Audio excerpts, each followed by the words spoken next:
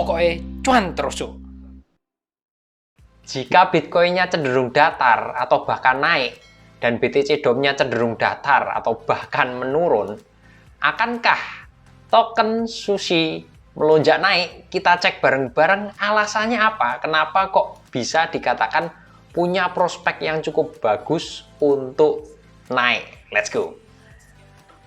Oke, gambaran singkatnya, meskipun ada berita yang cukup negatif dalam seminggu belakangan ini ya soal penunjukan head chef-nya SushiSwap, itu Jared Gray, itu banyak kontroversinya, tapi SushiSwap setidaknya dalam seminggu belakangan naik lumayan ya dibanding dengan token atau koin sejenisnya yang dalam satu pangsa pasar. Nah, di sini kalau kita lihat SushiSwap sebelumnya, terlepas dari beritanya yang beredar agak negatif dan masih bisa naik meskipun market kripto cenderung datar dan melemah ya, itu berada di harga sekitaran 1,4 dolar saat ini. Terus SushiSwap itu lebih ada di market decentralized exchange maupun finance ya. Dengan supply ini penting, nanti kita akan bandingkan dari sisi supply ya, untuk melihat teman-temannya yang di pangsa pasar yang sama nih, DeFi maupun decentralized exchange. Supply-nya Sushi ini sekarang berada di area 127 juta totalnya untuk supply-nya tokennya.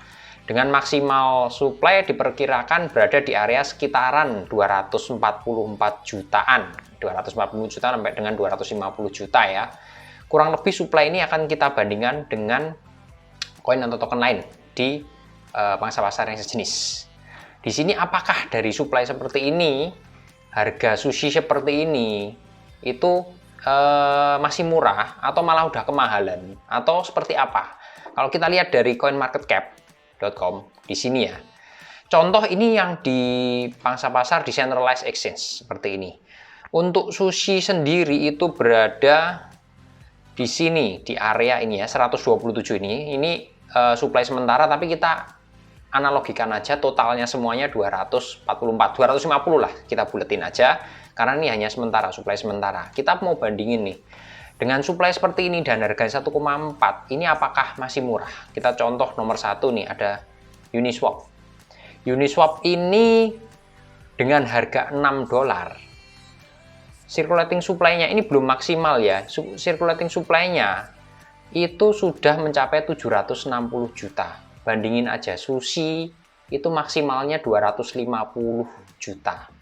Harganya cuma 1,4 dolar.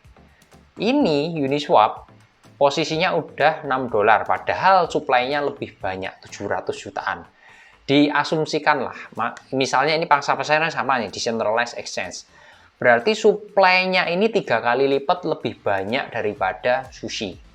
Nah, kalau mau dihitung-hitung antara supply dan harga, dibandingin gitu aja ya, tanpa melihat produk dan kelengkapan lainnya, seharusnya dengan total supply maksimal Sushi yang 250 juta, atau sekarang yang beredar baru sekitar 120-an ya sebetulnya, dengan total 250 juta aja, itu harusnya harga wajarnya Sushi ini, kalau dilihat dari total supply-nya ya, itu paling enggak sudah 3 kali lipat di harga sekarang, atau area 4 dolar kalau lihat dari circulating supply-nya.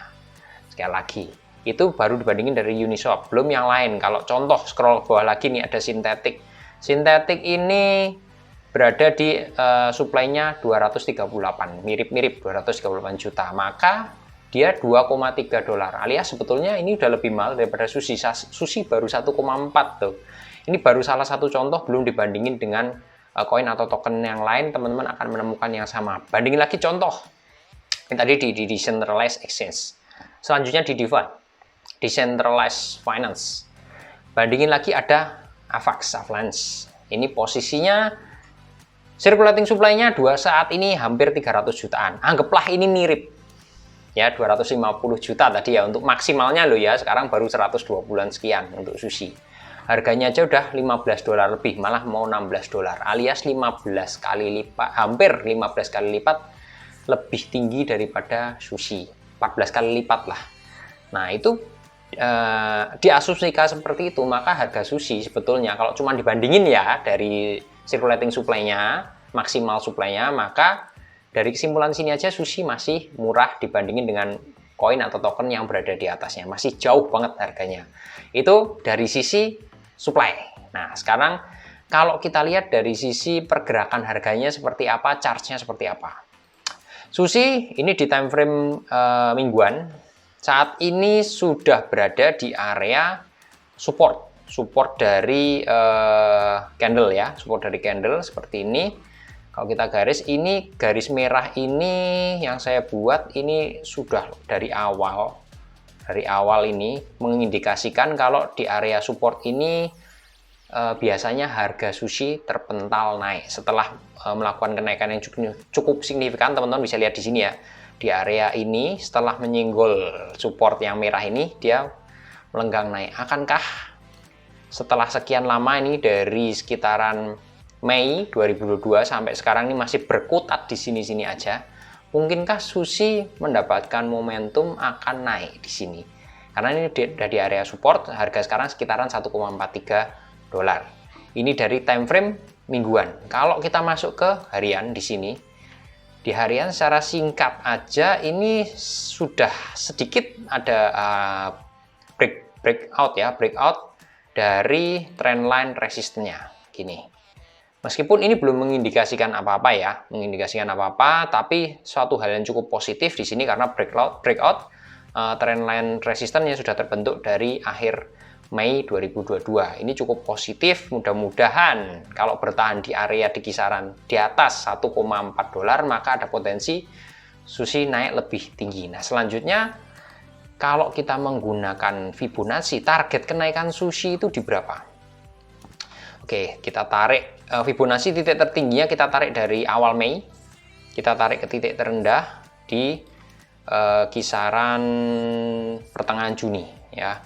Ini hasilnya support dan resistennya adalah seperti ini.